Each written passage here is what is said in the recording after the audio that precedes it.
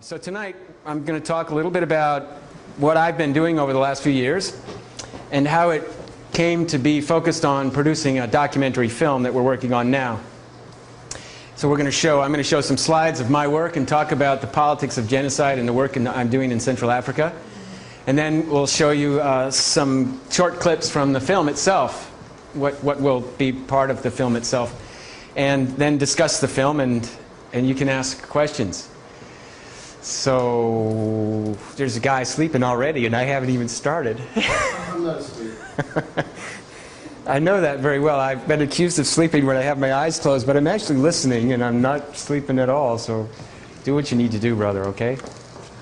So, the politics of genocide. Yesterday we heard, or some people heard, announcements by President Obama that we were sending 100, quote, armed advisors to Uganda. He was, not you were. Yes, exactly. Thank you so much. I don't associate with those acts. I appreciate that very much. Thank you.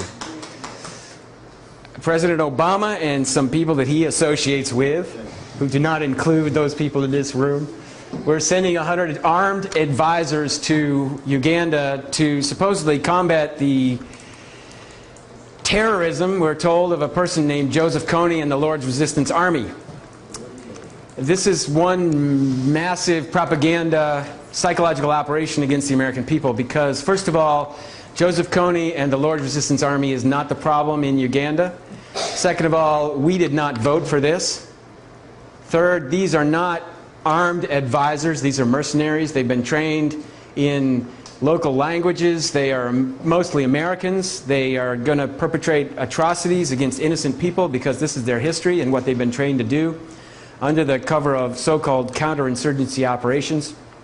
And finally, they will be deployed or be training people who are going to be deployed in the Congo, in Rwanda, in South Sudan, in Somalia, in Ethiopia, in Uganda, in Kenya, and if necessary, in any other country in the region. So the politics of genocide is that we're told a certain story about genocide, for example, happening in Rwanda, or genocide in South Sudan, or genocide in Darfur, which everyone's heard about. But the deeper issues are what's behind the violence that's going on, what are behind the mass atrocities that are going on there. So Darfur offers a perfect example, and this is a New York Times Magazine cover story. It was 8 pages inside the New York Times Magazine about the supposed genocide in Darfur. The UN is not going to do anything to stop the genocide. The African Union is, this is propaganda. We're being told no one's going to do anything to stop the genocide. The point is, you as individuals need to take some action to do this. What you need to do is write your senator, write the Congress, tell the Congress what they want you to tell the Congress, which is to stop genocide in Darfur, which then gives Obama or Bush or Clinton the license to send in 100 so-called armed advisors to do what they want to do, which has nothing to do with stopping genocide or stopping war crimes. In Sudan, in Uganda, in this whole region, there's a lot of oil and there's a lot of gold. The propaganda system has created this story about genocide. It began with the genocide against the Jews in Nazi Germany. Of course, it wasn't only the Jews who suffered genocide or who suffered violence under the hands of the Nazis, and there were more than 6 million people killed. We had maybe 6 million Jews, but there were also another 20 million people that were not Jewish. The whole story about genocide begins in 1945, and the politics of genocide begins there with the Nuremberg tribunals, which punished a certain group of people for war crimes and did not punish other people for war crimes. Are we led to believe that this is the first war in history where only one side committed atrocities? It's not true. It was victor's justice. Some of the worst war criminals have operated in the US government since then, and they continue to do so. The politics of genocide is that the Jews were the victims of genocide, and we should never let that happen again. From the very beginning of the formulation of genocide, it was by a guy named Raphael Lemkin. The whole genocide convention has been gutted by the United Nations because they learned back in 1945 that if we used the formulation that makes sense, we would have to try American officials, we would have to try British officials, we would have to try French officials. From that point, from 1946 onward, this politics of genocide, concentration camps, and all of the stuff that's based on the Nazi Holocaust has turned into a virtual industry. And you can read about this in a book by Norman Finkelstein, The Holocaust Industry. And that industry is always pumping out the idea that the Jews are the permanent victims, and you can never criticize anyone from Israel, for example, for committing atrocities that are being committed because they're Jews and they survived the Holocaust. That's what's called, by Norman Finkelstein, victor's license. Well, we see that at work today in Rwanda as well. The mainstream argument story about, of course, genocide began with a genocide long before this. It began with a genocide against the Native Americans. It began with a genocide against the people of the Philippines and the Aztecs and all these other peoples. And, you know, we can get into the subject of genocide in Tibet and who's responsible for that, as long as we talk about the relationship between the Dalai Lama and the CIA, for example. So that's the politics of genocide. The Dalai Lama is not an innocent person in the world. He's participating in a political construction which creates and accuses some people of genocide, in this case China, accuses them of invading Tibet, but never talks about our connection to the CIA involvement in Tibet or the CIA involvement behind China. That's the politics of genocide. It's a very narrow, one-sided story. So let's skip over to Central Africa. Here we have, maybe you could click the light off just for a moment so people can see this map a little bit better. This is the map of Sudan. Here's the border of Sudan. Right there, that's Sudan. And these blocks are oil concessions. The south is already developed and producing oil. This block here, that's basically Darfur. And it's basically one gigantic oil concession. And then down here in Congo, you can't see it very well, Central African Republic, there's a big concession here. There's a bunch of concessions here in Uganda. Big concessions here in Kenya on the border of Uganda. And, of course, I don't show you Somalia. There's Niger, the Niger River Delta in Nigeria. This is all the oil map. Niger. Libya has, Algeria and Libya have tons of oil, and it's not on the map because I'm trying to focus on this part. Okay, if you could click that back on. What we get in the media is that Africans are savages. They have guns, and nobody ever tells us where the guns came from. And the violence is nondescript. You can't see the guy's face even. He's just a black figure carrying a weapon. It's frightening to the white power structure that these guys are over there. They're anarchists, they're terrorists, they're committing atrocities. It has nothing to do with us, and we need to stop it. That's the message of the media here. These kinds of productions, the heart of darkness, and this kind of language is really about conquest. It's about empire, and the United States is trying to further conquer these parts of Africa that are under control of African people. Magazines, mainstream magazines like the Atlantic Monthly have, you know, advertisements from the very corporations that are profiting from the war industry. Lockheed Martin, the biggest producer of weapons of mass destruction. And at the same time, the magazines will run stories telling you about supposedly what's happening in the Congo or happening in Rwanda. The horror is right out of Joseph Conrad's book about the Congo, based on the horrors that were occurring under King Leopold. But this is a piece of pure propaganda. It was produced in 1997 when the President Mobutu was forced out of power in Zaire. And this guy was brought into power. It's not an accident that he's wearing perfectly clean, sparkling clean white clothing, and he's a black man. He's got these black guys next to him who are his bodyguards, and they're trained by the CIA or the Mossad. And he was brought to power with the help of the Pentagon and Rwanda and Uganda. And all we get in this is that Mobutu was corrupt, is a spasm of violence. It's based in bodily fluids and Ebola and viruses and disease and all this propaganda about Africa that we get. And it makes people think that, you know, that's the nature of being black African. It's that violence and disease are part of being African. So it doesn't give you any information about who supported Mobutu. It doesn't tell you about the diamond dealers. It doesn't tell you about the other raw materials taken out of there. Same thing with a guy named Charles Taylor, who was in charge in Liberia for years. Here, the Boston Globe presents Charles Taylor as a tribal chief. But he was always more comfortable in a business suit like this because he graduated from Harvard University. And then he went back to Liberia, and then he came back to the United States after he embezzled a lot of money from Liberia. And in the United States, he was arrested because he had embezzled this money from Liberia. And he was put in prison in Boston. He's the only man in the history of the Boston prison to have been broken out and then to go back to Liberia and become president. This is Charles Taylor's history. Now, who broke him out of that prison? In fact, his records have been completely disappeared. But the truth is, it's connected to Harvard University, where he came from, because Harvard is connected to the diamonds. And the diamonds and other things coming out of the Congo. And not to mention, I mean, but it's reduced to this tribalist thing. He's a tribal king, he's got tribal ideas, and he's got his little tribal slave. That's the way the propaganda system works, to convince white people of what, basically mostly white people, what we want to believe anyway, which is that we are civilized and people in Africa are not. And that's the narrative that's always been going on. And we could talk about Zimbabwe and we could talk about other countries, but the media generally reduces it to some sort of nonsense like this. There's no connection to who's selling the weapons. There's no connection to why we are in Liberia, Sierra Leone, Congo, Central African Republic. No connection to the Pentagon. There's no connection to Mobutu's palaces and who built them and where the money came from and where the money went. And there's no connection to the white people on the ground in the Congo, like this guy, George Samja from Belgium, who's in control of vast lands where he's stripping the timber for logging industry. Some of the biggest diamond dealers in the world are from Israel and Belgium and the United States, and they're in control of various parts of the Congo, and we don't ever get that piece, and how they supported Mobutu. And of course, there's much bigger mining interests involved. So I'm going to skip forward here to talk about something else that's really important.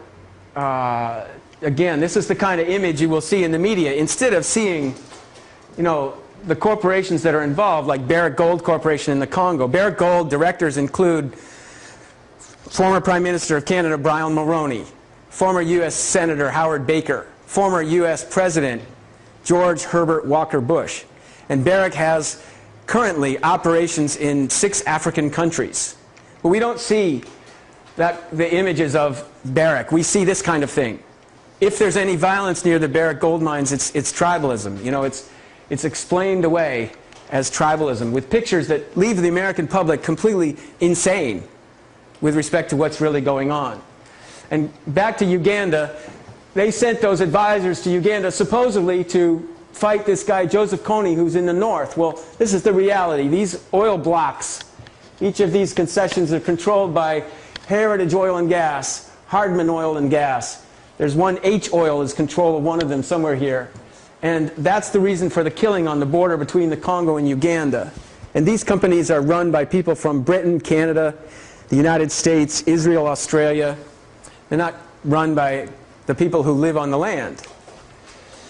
And Museveni, the president of Uganda, when we talk about genocide, if anybody should be charged and arrested for crimes against humanity or genocide, it should be this guy here. The president of Uganda came to power in 1986 after a 5-year, 6-year struggle. And here he is shaking hands with these guys who run the oil company, Heritage Oil and Gas, for example. And these guys, this guy Tony Buckingham, he also runs a private mercenary company. And those mercenary companies are involved in Central Africa, in places we don't ever hear about.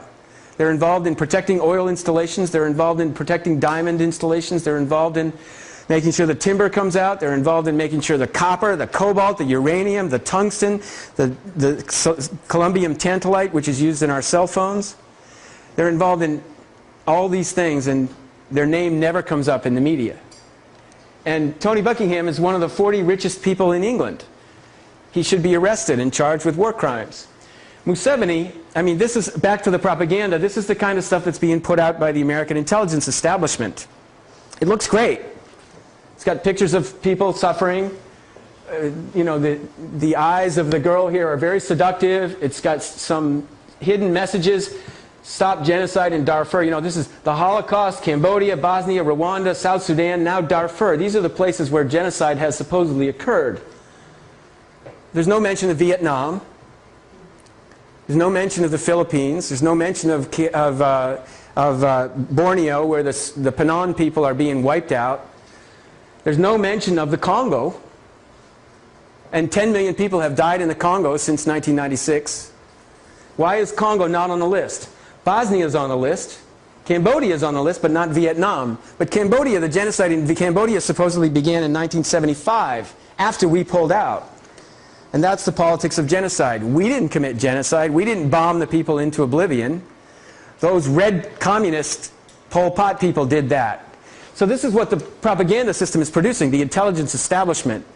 And these groups, Raise Hope for Congo, and STAND, which is Students Taking Action for Darfur, and the Save Darfur movement, this is all funded by a think tank called the Center for American Progress.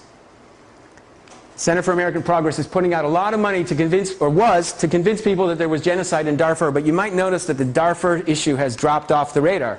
There's not any discussion anymore, very little about Darfur. There hasn't been any trial, any war crimes trial. We haven't gotten the truth about what really happened. At the time, this kind of stuff was coming out in the New York Times. Some guy's legs are hanging out, a dead body. Here's a shriveled up skeleton. There's another dead person. There's a dead person. The secret genocide archive in the New York Times was that the idea is that this guy, this writer, Nicholas Kristof, has gotten a secret archive sent to him, and he's going to be telling us about genocide.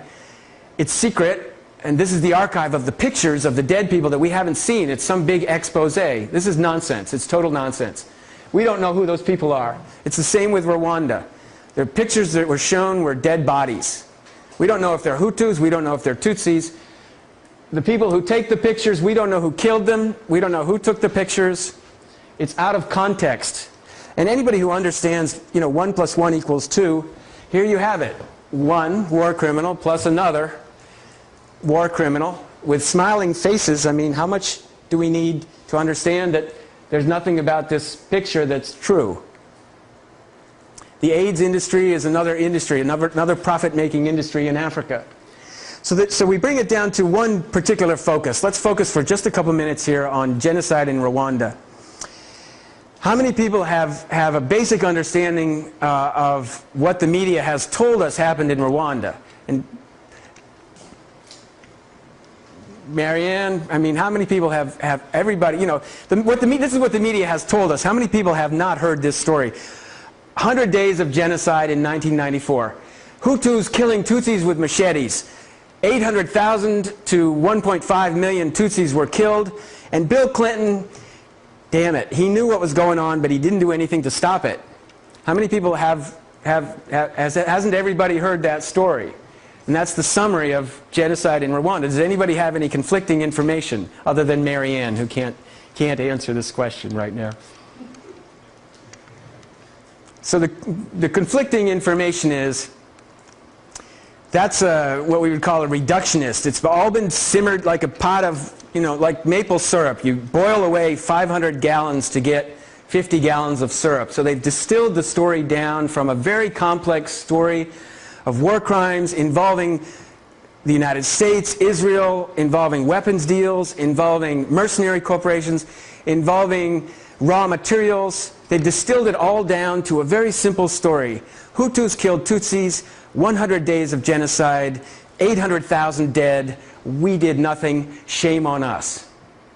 So that's where the shame connects us to the Nazi Holocaust, the Holocaust industry. The Holocaust industry is very separate from the Nazi Holocaust. The Nazi Holocaust was real. It happened. People were killed because they were Jewish. It was atrocious, and they were war crimes, crimes against humanity, and genocide. But the Holocaust industry has spent the last 50 years making money from the concept of genocide in Germany. And what does making money mean? Elie Wiesel going around giving talks where he's paid $100,000. And he's telling lies.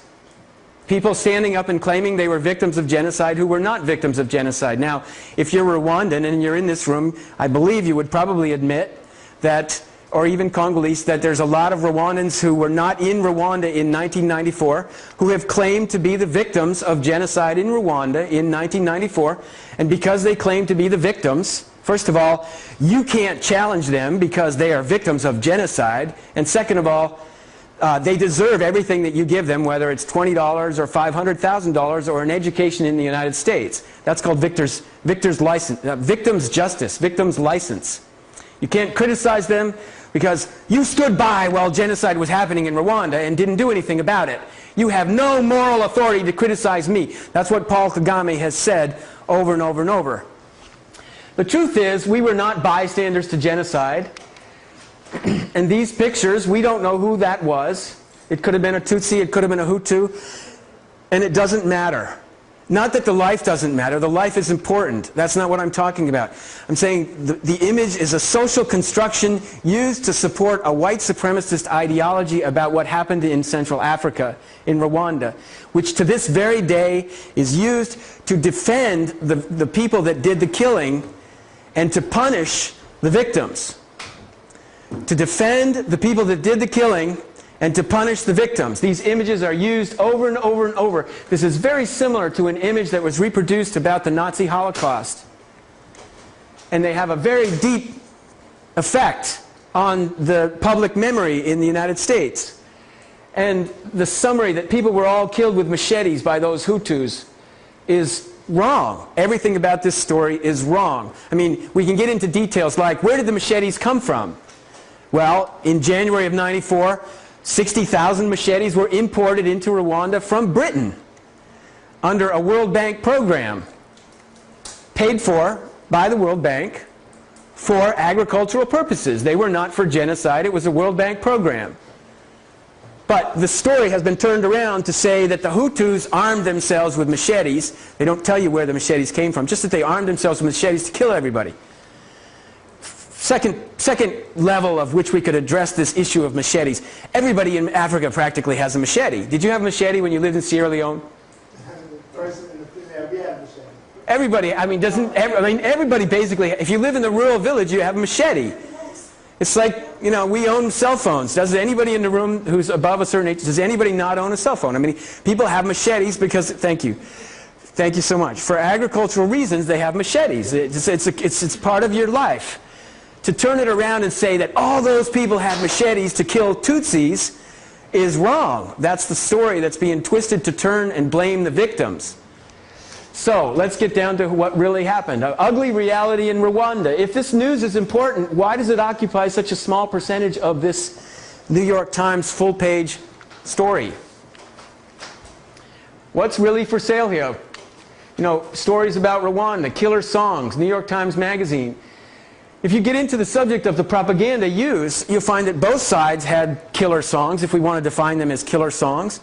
We also have to ask, why were the people in power in Rwanda so afraid in 1994 that this violence that did occur, it was very real, from April to July, it was very real, it was chaotic, it was massive killing, it was mass graves that some of them have never been dug up to this very date.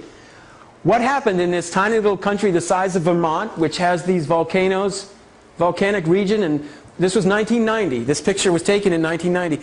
What happened in 1994 that led to these so-called 100 days of genocide? And the history goes back to Yoweri Museveni, who was brought to power in Uganda in 1980 through a guerrilla movement. The terminology, for example, when you hear about the Rwanda genocide, you always hear about, how many people saw Hotel Rwanda? Everybody, did you see? Anybody seen Killing Dogs, Hotel Rwanda, Beyond the Gates, or A Day by the Pool in Kigali? These are all about Hollywood productions about genocide in Rwanda. And they always talk about the cockroaches, the Inyenzi, and that's the term. And it's always inferred that the killers, the Hutus, called the Tutsis cockroaches. And it was a term used in songs and a term used on the radio. We're going to kill those cockroaches. Kill them, kill them, kill them. But the truth is that the people who called themselves Inyenzi were the people in power today. They called themselves Inyenzi. And Inyenzi did not mean cockroach. It meant somebody who sneaks around at night and sneaks into Rwanda from outside as guerrillas. And what they were doing was perpetrating atrocities from 1960 to 1990. The Tutsi elite, who had been forced out of Rwanda after years and years and years of oppression of the Hutu people, These people were sneaking back into Rwanda to perpetuate atrocities on the Rwandan governments of the time, from 1960 to 1990. But they call themselves the victims. So you got to go back and say, what was going on in Rwanda before 1990, before 1994? And you got to go way back, before the Belgians and before the Germans.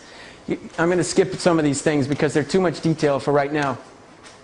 You got to go all the way back. Yeah, we'll start there. You got to go all the way back to before the white man really arrived. There were Arabs involved in Africa before that. So back, let's say, 1850, the Tutsi people were in control in Rwanda. And the Tutsi people would perpetrate massive atrocities against the Hutu people in Rwanda. They managed to control 85% of the population for over 100 years, from 1860 to 1960.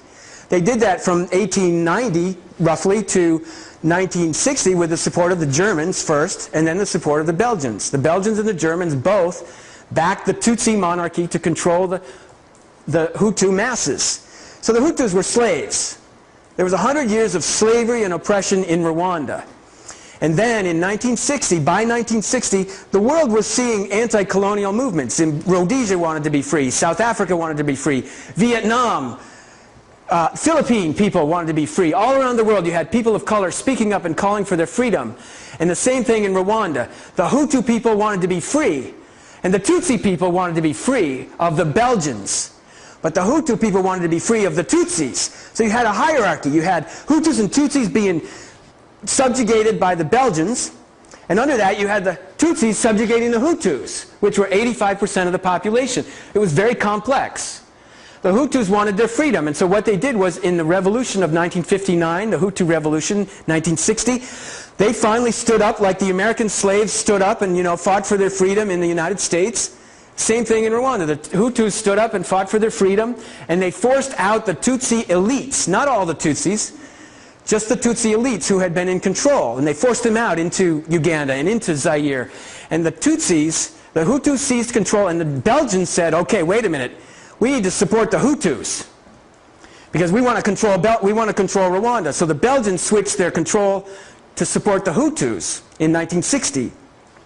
The important part of this story is that from 1960 to 1990, these Tutsis who were forced out of Rwanda in 1959, 1960, 1961, they kept coming back and attacking, committing atrocities. And you imagine, if somebody comes into your home and commits atrocities and you have the capacity to do so, you're going to respond with violence. People did. The Rwandan government responded with violence in 1962, 1963, 1965, 1974. But it was always these Tutsi elite, armed from the outside, coming in to try to take control of the Hutus and take back Rwanda. And that's who's in power today. The Tutsi elites, who finally got the backing of the Pentagon. What's really important to understand is the Tutsi elites who were forced out of Rwanda in 1960, they went running to Vietnam, and they went running to Indonesia, and they said, we're being oppressed, we're being killed. They forced us out of Rwanda. And they said, it's the Belgians. And the Vietnamese and the Indonesians who wanted freedom of all people of color, they said, wait a minute, we need to support the Tutsi people who are being forced out of Rwanda.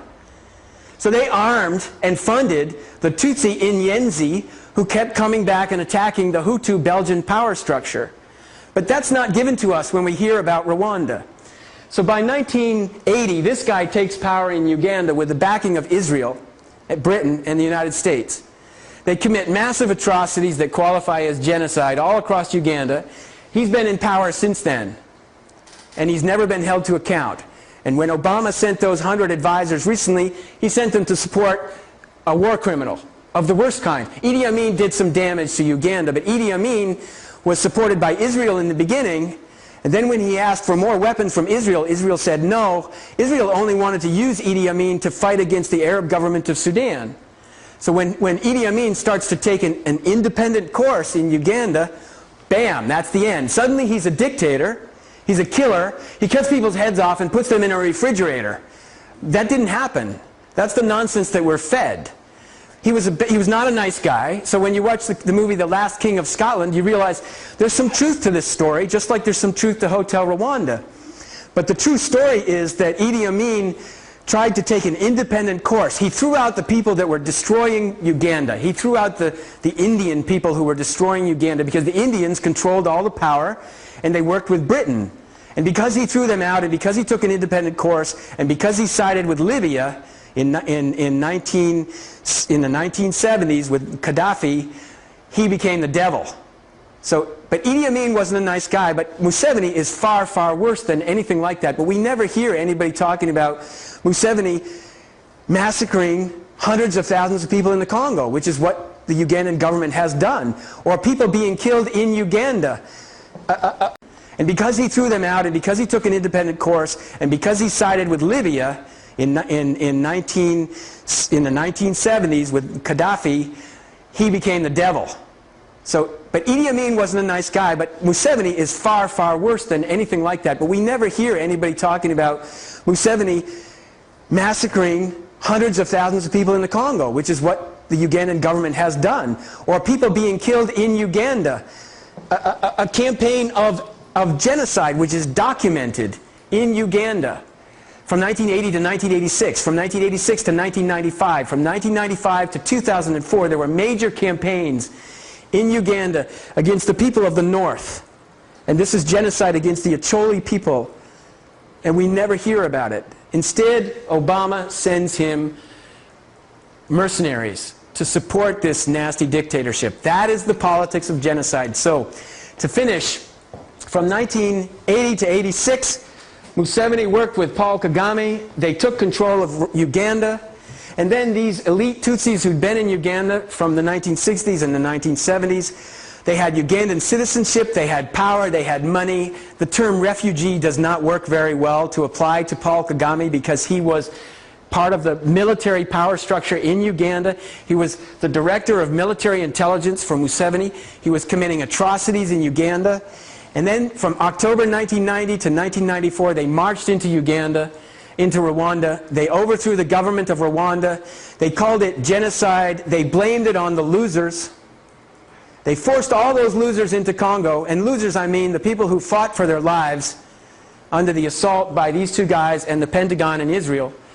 They fought for their lives. Hundreds of thousands, 1.2 million people fled to the Congo. Another 800,000 people fled to Tanzania. And what happens next? In 1996, Kagame and Museveni attack the refugee camps in Zaire with the Pentagon, with U.S. military on the ground, and they march across the Congo and they throw out Museveni, they throw out Mobutu, all to get to the control of the Congo, the control of Uganda, the control of the Great Lakes region, which is very, very, it's the richest country in the world in terms of raw materials. So in a nutshell, that's the politics of genocide. I've spoken for 45 minutes. And I'm going to say a little bit more, and then we're going to switch and show you some clips from the film, because I don't want to tire you out too much. But this is by the way, this is the guy Joseph Kony, who is supposedly the war criminal that they're trying to track down. That's why they sent these 100 armed advisors. I mean, it's an insult to your intelligence people to have the media calling these armed advisors when we know perfectly well they're mercenaries. Kony has been supported by Washington. Kony has been supported by the Pentagon. Kony has advisors on the ground giving him cell phone, satellite phones, sat phones. They're expensive. I cannot afford one. There's people connecting him to the power structure. Kony's been able to move around this area for years and years and years. If they wanted to kill Joseph Kony or eliminate Joseph Kony, they could do it as fast as that. He's dead. That's how they got rid of Jonas Savimbi in Angola, who was with the Pentagon for years fighting against the Cuban-supported government of Angola. That's how they got rid of Laurent Kabila in Congo in 2001. That's how they got rid of Patrice Lumumba. That's how they got rid of Thomas Sankara. That's how they get rid of every single revolutionary leader in Africa. Kony is not a revolutionary leader. He serves the interests of the power structure. When Obama and the media tell us that they're sending in these advisors to get Kony, I mean, don't believe it for a second. He is there like the militias are in eastern Congo, like the militias are in Somalia, that we support, who are supposedly the bad guys. so that we can justify sending in more weapons, so we can justify sending in more so-called aid, so we can justify sending in more violence for corporate control. You've got this going on in Congo, you've got it going on in Uganda, you've got it going on in Sierra Leone, Côte d'Ivoire. So a few years ago there was a story in the New York Times about chocolate in Côte d'Ivoire. And the story was, front page, New York Times, that the people in Côte d'Ivoire were using children as slaves in the chocolate industry. And it's true, but who's the victim here? The children, the people using the children, the people in Côte d'Ivoire, because who's getting the chocolate? People in the United States, people in Belgium. Who's making the chocolate? Who's taking the chocolate? So the story didn't tell you what corporations are involved. It didn't give you the names of the corporations. It doesn't tell you the names of the officials who are flying in there to get the chocolate. It doesn't tell you who's shipping in the weapons. It just makes it look like people from Ivory Coast are naturally exploitative, naturally going to use children as slaves. That's what the story looked like, and that's the racial motivation of the New York Times. It's to make white people think those people in Africa, they have a lot of problems with slaves. They have a lot of sexual problems. It's insane, you know. Paul Kagame was trained at Fort Leavenworth, Kansas. He's one of the most ruthless human beings who's ever lived. I can't stretch this. I have to move around so I'm not in somebody's way all the time, but in everybody's way some of the time. So Kagame came from the United States. This nonsense about General Romeo Dallaire could have stopped the genocide in Rwanda. It's just like the nonsense about genocide in Rwanda. Dallaire and the UN were supporting the current government in power, who were the aggressors, the people committing the most organized violence. If there's genocide, and we're going to define genocide, then we're going to define it and label it as the people that committed it were actually the people from the current government. But most Rwandans and people who've thought this out deeply say we can't talk about genocide because people don't understand what genocide means. They don't understand the terminology. They don't understand how it's used. They don't understand that it's used to manipulate people. So let's not use the word genocide at all, and let's stick to war crimes. Who committed the war crimes? Who committed the atrocities? Where were they committed? Who did the killing at this church? This stuff is known. Some of the information has been completely fabricated and twisted to serve the interests of power. So you've got, as I said, you've got a gigantic industry around the subject of genocide in Rwanda, producing books, selling books, bookstores, book signings, lectures, publications. A whole industry around genocide in Rwanda. A whole industry around speakers speaking about genocide in Rwanda. A whole industry around films about genocide in Rwanda and filmmaking about genocide in Rwanda. And Ben Affleck flying to the Congo, and Mia Farrow flying to Sudan, and George Clooney flying to the Congo to stop genocide. This is nonsense. It's profiteering, it's private profit, it's white supremacy at the deepest levels, and you can see it right on the surface. But most white people have been trained to see Ben Affleck as a Hollywood hero. He's a good guy, you know. He's a good guy, he's a good guy. That's what white supremacy is. We white people say, we don't do anything wrong. We are good people, we have good hearts, and most of that's true. But there's also this deeper story. We support the system. We work for the corporations that are perpetrating atrocities. We fly into the Congo. We fly out of the Congo. We fly in, we get malaria, we leave. The people suffering in the Congo don't fly in and fly out. We don't hear their voices. This guy who was charged with genocide and then taken to the International Criminal Tribunal for Rwanda, the International Criminal Tribunal for Rwanda is another money-making enterprise. It was billions and billions of dollars a year. The people who make the money are mostly white people, Europeans and Americans who get the jobs there as defense attorneys, or as prosecutors, or as clerks, or as photographers, or as reporters. And like the Congo, they have the UN mission in the Congo had an entire staff, hundreds and hundreds of people whose role it was just to put out the information that the UN produced. And that's business, that's profit. And they're not putting out the truth to begin with. The UN can't track that guy down named Joseph Kony, and they can't stop the massacres that are happening right next door. Of course they can. We can see that. If we look to a country where the United States wants to stop the violence, the United States does stop the violence. Or it never happens in the first place. But in these other places, the violence is manufactured, it's manipulated, it involves tanks from the United States in the Congo, And we don't get those pictures in the media. And the victims are here. The child on this beach who watched as hundreds and hundreds of Hutu people were massacred. And what they did, what the RPF did, the Rwandan Patriotic Front, the government who's in power in Rwanda, Paul Kagame's army, they chased the Hutu people across the Congo, killing them all the way. Innocent people. These are not genocidaires. These are not war criminals. They are innocent men, women, and children who did not participate in killing. The Rwandan Patriotic Front, with the support of Bill Clinton, Warren Christopher, Tony Lake, Susan Rice, Prudence Bushnell, who you see in the movie Beyond the Gates, they were the people making the decisions to allow these people, hundreds of thousands of people, to be butchered, to be chased like criminals, to be hunted, and then to end up on this beach on the Congo River where they can't swim, and to be eliminated.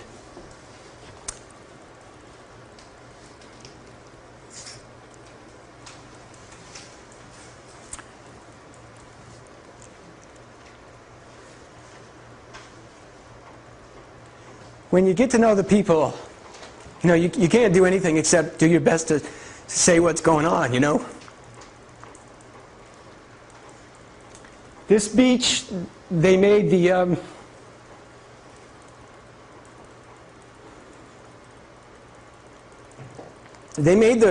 people, they forced the people together, they surrounded them. The people who could swim jumped in and drowned, or didn't drown, but they swam, whatever. People were coming with boats to try to rescue people, but there were a couple thousand people trapped on this beach right here in Bendaka. When the RPF came, they surrounded them with the support of the Pentagon.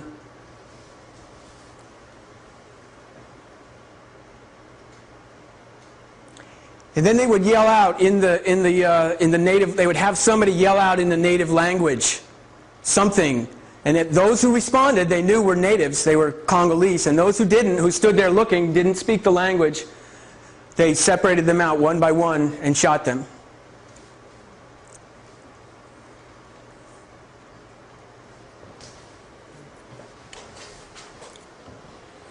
And the New Yorker is just full of garbage. I mean, it's the most unconscionable propaganda you can imagine. There's an entire industry that's been developed to cover up the story. The New Yorker, the New York Times, the Wall Street Journal, the Washington Post, Amy Goodman on Democracy Now! Is just as responsible as covering up the truth as anyone else. And she knows the difference. She knows that there's information out there telling what's really happened in Rwanda, what's really happened in the Congo. All of this discussion about conflict minerals in the Congo is because if Mexico invaded the United States and took control of Arizona and New Mexico and started stealing the raw materials, the uranium, for example, if Mexico was stealing the uranium and killing people, and if Mexico was backed by the United States because they wanted to control it this way, you know, meaning the U.S. government, but somebody else in the middle wanted to take Arizona back, you have the same story. You have people coming in from the outside, taking control of Arizona and claiming that it's about the conflict minerals in Arizona. It's not about the minerals in Arizona. It's about who occupies Arizona. In the Congo, we have Rwanda and Uganda occupying the eastern Congo. They're doing the killing. They're funding the organizations that are flying over there to talk about women being raped. They're funding all those groups I showed you in the beginning. The New Yorker produces the propaganda, and they put George Clooney on TV and next to Obama or whatever. It's just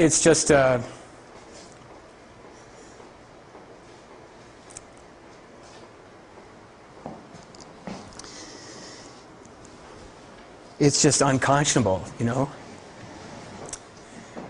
Our friend Marianne was